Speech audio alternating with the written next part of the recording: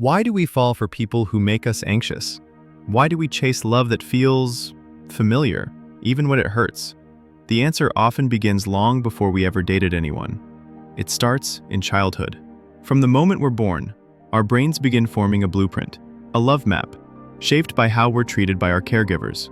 This map becomes the template for how we give and receive love as adults. But here's the twist. Even if that early experience was toxic or inconsistent, we still chase it. Why?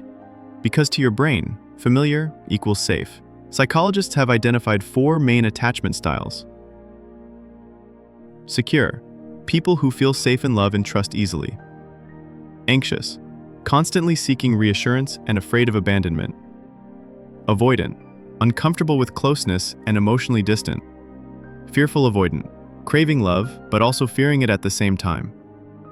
These styles are born in early childhood, based on how your needs were met or weren't. If your love felt unpredictable growing up, your brain learned to be hypervigilant. If your emotions were ignored, you may have learned to shut down or not express them. As adults, we don't just date people, we subconsciously reenact patterns with them. We seek familiar emotional roles: fixer, caretaker, runner, pleaser. We attract partners who mirror our childhood dynamics, even if they're painful. It's not because we enjoy the pain, but because our brain is trying to finish the story. It's looking for resolution, to finally be loved the way we always needed. That's why toxic love can feel intoxicating. Your brain releases dopamine in response to emotional highs and lows, the same way it would with addictive substances. Love becomes a roller coaster. The fear of losing someone who reminds you of a parent figure? That's emotional gravity. It pulls harder than logic. Here's the good news. Your brain is plastic. It can change. Recognizing your attachment style is step 1. Reparenting your inner child, learning how to meet your own emotional needs, is step 2.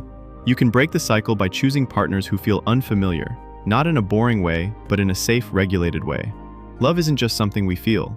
It's something we were taught, and something we can relearn. Your past explains your patterns, but it doesn't have to define your future. This is Weirdly Human OS, decoding the strange programming behind the way we love.